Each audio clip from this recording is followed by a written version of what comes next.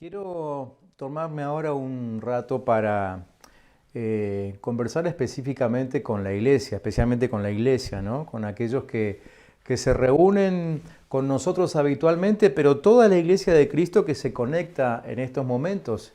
Entendemos que tenemos una palabra de Dios para este tiempo tan particular que a todos en el planeta nos toca vivir y la queremos transmitir. Seguramente que Dios debe estar hablando en otros lugares y a otras congregaciones también de manera especial, ¿sí? Pero compartimos aquí lo que estamos entendiendo nosotros de parte del Señor en este tiempo. Y desde hace algunos domingos que venimos interpretando este tiempo a la luz de lo que le fue pasando a la primera iglesia, la iglesia primitiva. Y hoy quiero leerles otro pasaje en continuación de los mensajes anteriores, los cuales pueden ver en el canal, y leerles hoy uno de esos párrafos que está en el capítulo 4 del libro de Hechos, Hechos de los Apóstoles. Hechos capítulo 4, desde el versículo 1 en adelante. Y lo que les voy a leer ahora es lo que sigue a la curación de aquel lisiado, ¿se acuerdan? Lo vimos el domingo pasado, que pedía limosnas en la entrada del templo. Y allí dice que mientras hablaban así los discípulos, ¿no?, con el pueblo, se les vinieron encima los sacerdotes, el jefe de la guardia del templo y los saduceos. Estaban resentidos porque enseñaban y anunciaban la resurrección de entre los muertos en Jesús, así que los aprehendieron y los echaron en la cárcel hasta el día siguiente, porque ya era tarde. Pero muchos de los que habían oído sus palabras creyeron, y contados solamente los varones eran como 5.000. Al día siguiente se reunieron en Jerusalén los gobernantes, los ancianos, los escribas, el sumo sacerdote Anás, Caifás, Juan, Alejandro y todos los familiares de los sumos sacerdotes. Pusieron en medio a Pedro y a Juan y les preguntaron: ¿con qué autoridad o en nombre de quién hacen ustedes esto? Entonces Pedro, lleno del Espíritu Santo, les dijo: gobernantes y ancianos del pueblo, ya que hoy se nos interroga acerca del beneficio otorgado a un hombre enfermo y de cómo fue sanado, sepan todos ustedes y todo el pueblo de Israel que este hombre está sano en presencia de ustedes gracias al nombre de Jesucristo de Nazaret, a quien ustedes crucificaron y a quien Dios resucitó de los muertos. Este Jesús es la piedra que ustedes, los edificadores, rechazaron, y que no obstante ha llegado a ser la piedra angular. En ningún otro hay salvación, porque no se ha dado a la humanidad ningún otro nombre bajo el cielo mediante el cual podamos alcanzar la salvación. Al ver el valor de Pedro y de Juan y cómo sabían que ellos eran gente del pueblo y sin mucha preparación, se maravillaban y les reconocían que habían estado con Jesús. Y al ver junto a ellos al hombre que había sido sanado, no pudieron decir nada en su contra, pero les ordenaron que salieran del concilio para poder dialogar entre sí, y se preguntaban: ¿qué vamos a hacer con estos hombres? Tenemos que admitir que lo que han hecho es una señal innegable. Esto es evidente para todos los que viven en Jerusalén y no lo podemos negar. Sin embargo, para que esto no se divulgue más entre el pueblo, vamos a amenazarlos para que desde hoy no le hablen a nadie acerca de este nombre. Entonces los llamaron y les advirtieron que no debían volver a hablar ni enseñar acerca del nombre de Jesús. Pero Pedro y Juan les respondieron: juzguen ustedes, ¿es justo delante de Dios obedecerlos a ustedes antes que a Él? Porque nosotros no podemos dejar de hablar acerca de lo que hemos visto y oído. Entonces ellos los dejaron en libertad, no sin antes amenazarlos, pues no hallaron ningún modo de castigarlos, y es que temían al pueblo, porque todos glorificaban a Dios por lo sucedido. Recordemos que esto que les acabo de leer sucede a horas de haber terminado el encierro, ¿sí? El encierro que los discípulos habían tenido durante unos cuantos días en el aposento alto. Allí estuvieron encerrados obedientemente, esperando que el Espíritu Santo venga sobre ellos. Y cuando salieron del encierro, predicaron en la valentía del Espíritu Santo. Cuando salieron del encierro, sanaron en el poder del Espíritu Santo. Yo quiero repasar un poco el contexto de esta historia con ustedes, remarcando algunos detalles muy importantes. Ahí en la vida religiosa de Jerusalén participaban distintos partidos o sectas, como le querramos llamar. Los más conocidos obviamente son los fariseos, ¿sí? Pero los que arrestaron a Pedro y a Juan pertenecían al partido de los saduceos. Ellos eran los responsables de mantener el orden, dentro del templo y en sus alrededores. La política de los saduceos era cooperar con los gobernantes romanos, ¿sí? Lo cual los hacía mucho menos populares que los fariseos. Los fariseos eran más nacionalistas, ¿sí? Pero a estos se los veía como, que estaban muy unidos al gobierno imperante, ¿no? En los evangelios vemos que los fariseos eran los principales opositores de Cristo, pero seguramente ustedes van a recordar, tendrán esa imagen de cuando Jesús limpió el templo, ¿sí? ¿Se acuerdan? Cuando hizo un látigo ahí y empezó a tirar la mesa de los cambistas, a echar a los que hacían comercio dentro del templo. Bueno, ¿contra quiénes se había metido ese día? Contra los saduceos. Ese día Jesús amenazó no solo su prestigio, sino también sus bolsillos. Y a partir de ese momento, los saduceos fueron los principales instigadores en lograr su muerte.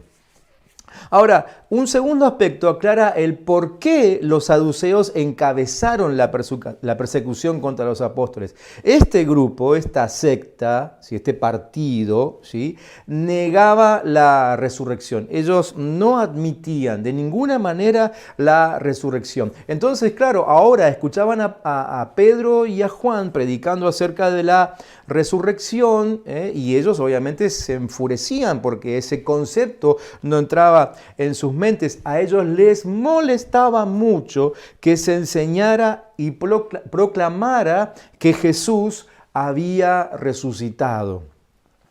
Ahora, pese a la oposición de los saduceos, muchos habían oído la palabra que los apóstoles habían proclamado ese día, ¿se acuerdan? En la lectura lo vemos, ¿sí? Cómo se había juntado la multitud alrededor del que había sido sanado en ese momento, y muchos de los que escucharon ese mensaje creyeron, ¿sí? Es decir, adoptaron o aceptaron no solo que Jesús había resucitado, sino que además era el Mesías prometido por Dios.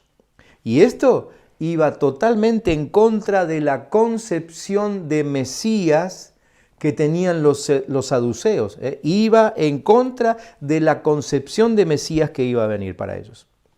El propósito de la oposición fue un fracaso total, porque además de los 3.000 convertidos en Pentecostés, el número creció ahora a 5.000 más.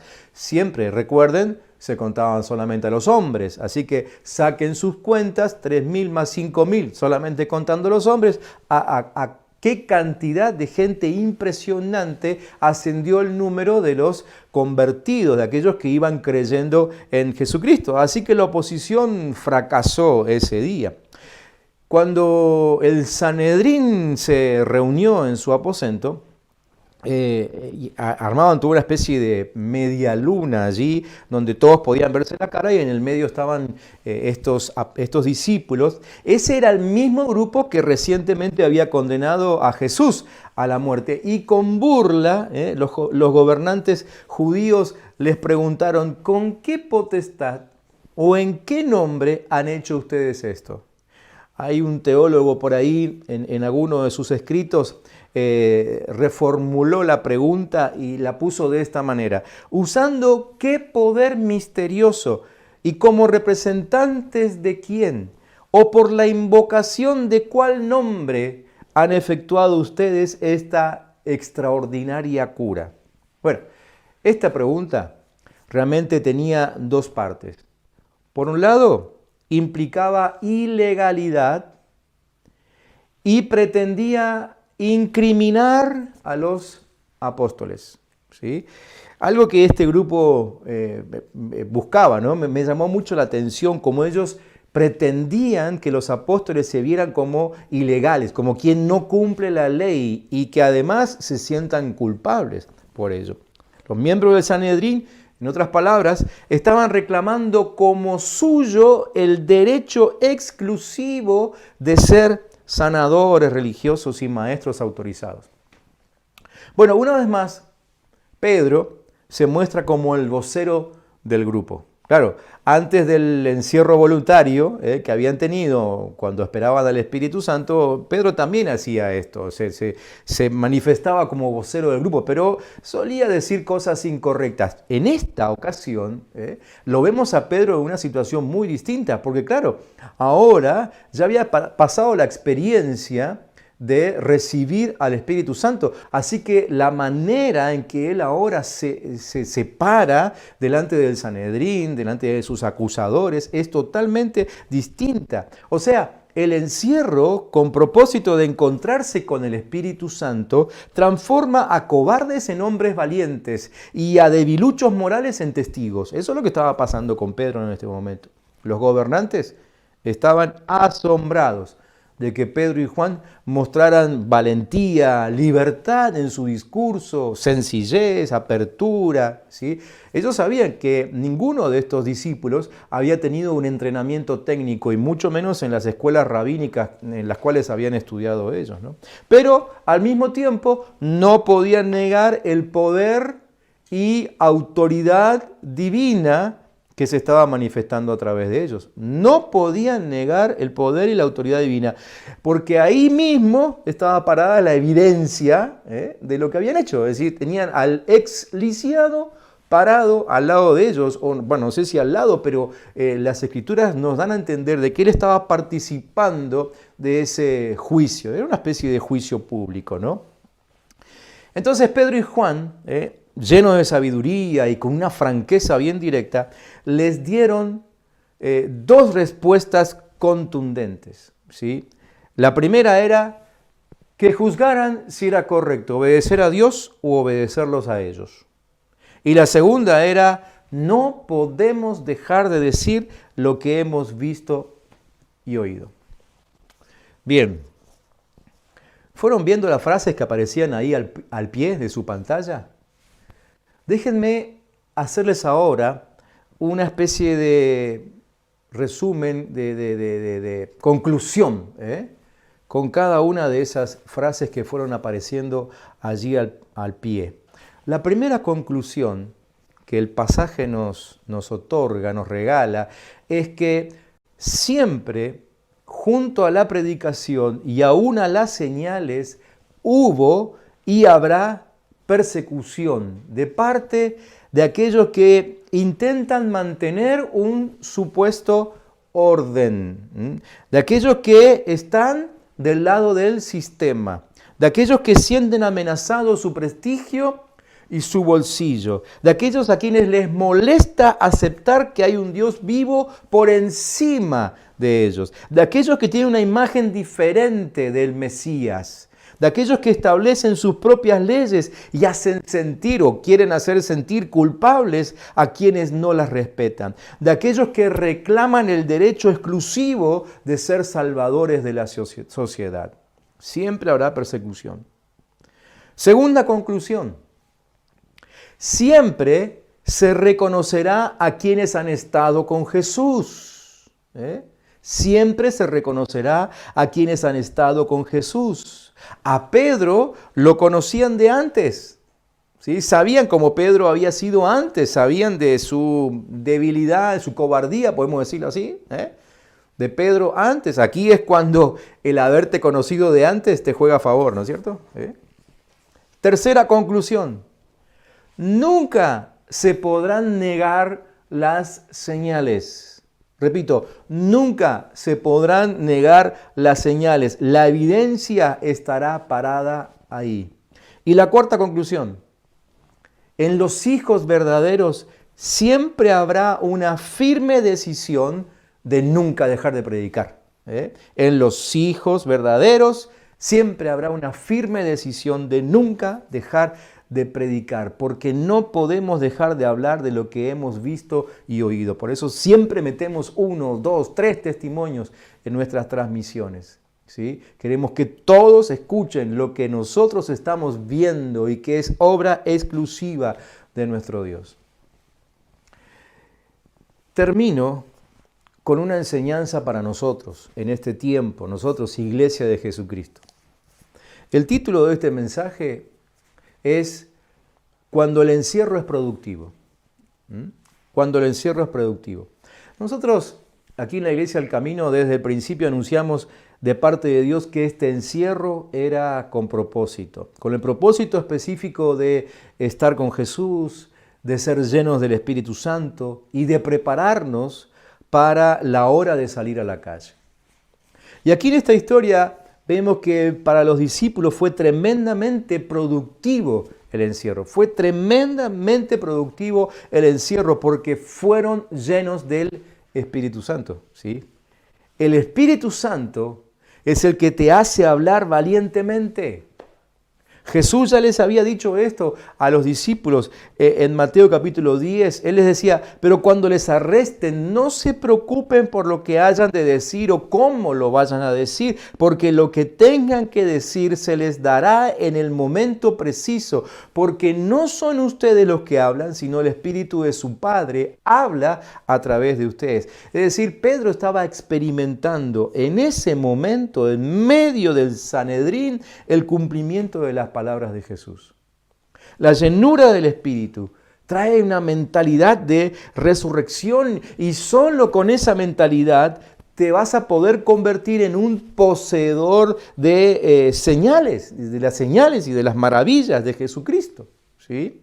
La llenura del Espíritu Santo trae el poder de Jesús. La llenura del Espíritu Santo trae libertad para los que están inmóviles frente a la opresión. La llenura del Espíritu Santo le pone fin a la falta de poder.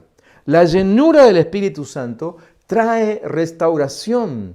La llenura del Espíritu Santo trae victoria sobre la muerte. Todo eso lo vimos en esta historia. Todo esto fue el resultado de un encierro voluntario por parte de los discípulos. Todo esto puede ser nuestra experiencia si nuestro encierro está cumpliendo con su objetivo, está cumpliendo con su propósito. Así que, terminando este mensaje, quiero hacerte esta pregunta para que reflexiones. No es para que me contestes, ni siquiera para que lo escribas en el chat, pero sí quiero dejarte esta pregunta como reflexión final de esta palabra. ¿Qué efecto causó el encierro en tu vida? ¿Qué efecto causó este encierro, el que todavía estamos atravesando en tu vida? ¿Recordás cómo eras hace 86 días atrás? Después de 86 días encerrado en tu casa, ¿cómo está tu ánimo para predicar? ¿Cómo está tu ánimo para orar por enfermos? ¿Cómo está tu ánimo para proclamar libertad entre los cautivos?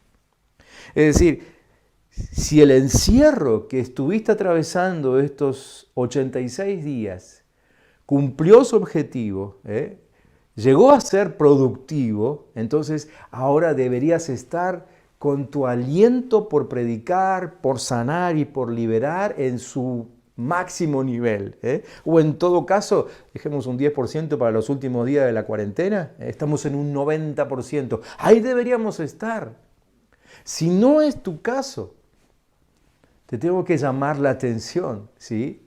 Porque, insisto, desde el principio el Señor fue muy claro con nosotros de qué es lo que debíamos hacer mientras estábamos encerrados en casa.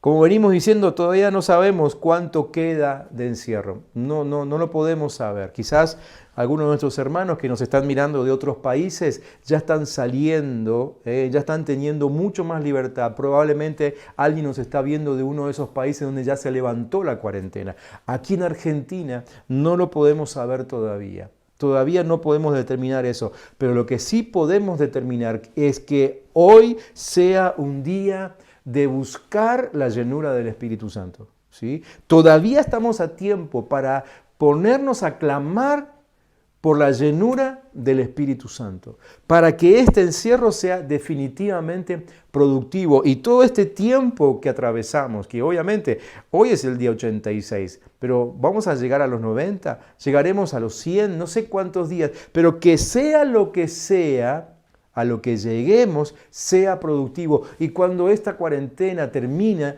no andes lamentándote por ahí que fue un tiempo perdido, o recordando quizás en lo que podría haber sido este tiempo para vos, un tiempo de vacaciones, un tiempo de viajes, un tiempo de negocios, sino que puedas salir de tu casa y decir qué productivo que fue, porque soy otra persona, porque el Espíritu Santo me visitó en la intimidad con Cristo, me llenó por completo y ahora estoy listo para el regreso a la calle, a predicar, a sanar en el nombre de Jesús, a liberar en el poder del Espíritu Santo de Dios. Insisto, si no lo hiciste todavía, estás a tiempo, ¿sí? Unite a nuestra búsqueda del Señor en este tiempo, ¿sí? Si sos de la congregación, bueno, en esta semana vas a estar repasando este mensaje con tu líder y van a poder reflexionar juntos. Si no sos de la congregación, ¿sí?, pero necesitas de alguna manera que estemos acompañándote, por favor escribí al WhatsApp de la iglesia. Podemos enviarte los devocionales diarios, podemos enviarte estos mensajes, podemos enviarte el material que, bueno, no sé si decirte el que necesites, no sé si lo tendremos, pero lo que tenemos estamos dispuestos a dártelo para que este tiempo del encierro te sirva para crecer, para madurar y para manifestar la llenura del Espíritu Santo. ¿Qué te parece si terminamos este momento orando al Señor y pidiéndole ahora que Él nos llene, que nos llene por completo? Ahí donde estás, cerrá tus ojos y simplemente empezá a decirle: Padre Santo, necesito ser lleno de ti, necesito ser lleno de tu amor, necesito ser lleno de tu compasión, necesito ser lleno de tu sabiduría para entender estos tiempos, necesito ser lleno de discernimiento para entender qué es lo que viene del diablo y de lo que viene de tu presencia. Necesito ser lleno de tu Espíritu Santo para poder hablar con denuedo acerca de tu poder. Necesito ser lleno del Espíritu Santo para no ver este tiempo como perdido, sino verlo como una gran ganancia porque has hablado a mi corazón. Padre, en nombre de Jesús, bendigo a aquellos que están orando de esta manera. Señor, que en estos próximos días, quizás los últimos días de este encierro, sean días, Padre, de visitación de tu Espíritu. Sean días, Padre, en que tu Espíritu Santo no solamente nos abrace, sino que se meta dentro nuestro, nos llene de denuedo, de valentía, de confianza, de poder, Señor. Y que aún se manifiesten dones en este tiempo para que de acá a unos días, cuando regresemos a la calle, entremos otra vez en contacto fluido con la gente que nos rodea, podamos predicar de tu amor y podamos aún mostrarte con señales, con prodigios, con milagros, que sea innegable que tu Espíritu Santo está con nosotros, pero además y por sobre todas las cosas, que sea innegable que Cristo Jesús está vivo y que está por encima de cualquier poder. Oramos en ese nombre de Jesús. Que el Señor te bendiga muchísimo.